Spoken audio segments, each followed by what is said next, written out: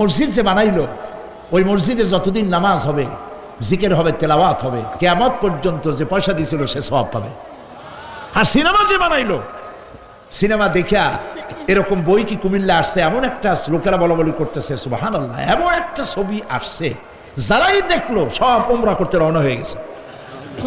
এমন ছবি আসছে যা দেখা সমস্ত মানুষ তাহাজ্জুদ পড়া শুরু করছে। এরকম হয়েছে, যত ছবি আসলো, ছবি দেখলো, পরের মেয়ে কেমনে হাইজ্যাক করবে, কেমনে ব্রিফকেসের মধ্যে বন্দুক রাইফেল গুলি ভাঙ্গে চুরে থুইয়া 10 তলার গ্লাস ভাঙ্গে লাভ দিয়ে পড়িয়া, খালের মধ্যে পড়িয়া, নদীর মধ্যে দিয়ে ফুরিয়ে উঠে পাহাড়ের উপর দিয়ে পরের মেয়ে নিয়ে দৌড় দিল।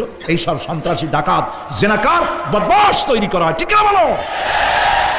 এই সিনেমা যারা বানাইছো কান খুলে শোনো, এই সিনেমা যারা দেখতে আসলো, জোহরের নামাজ গেল, মাগরিবের নামাজ গেল, আসর গেল, এশার নামাজও গেল, ঠিক কিনা? এতগুলো নামাজ গেল, আর তারপরে চরিত্র নষ্ট করলো, চরিত্র নষ্ট করে ফেন্সিডিল খাইলো, এরপরে চুরি করলো, ডাকাতি করলো, সন্ত্রাস করলো, জেনা করলো। বেটা তুই মর, যে সিনেমা বানাইছো মর, মরে দেখবি কিয়ামত পর্যন্ত এই সিনেমা দেখে যত লোকের চরিত্র নষ্ট হয়েছে সমস্ত পাপ মাথায় নিয়ে কিয়ামতে আল্লাহর দরবারে দাঁড়াতে হবে।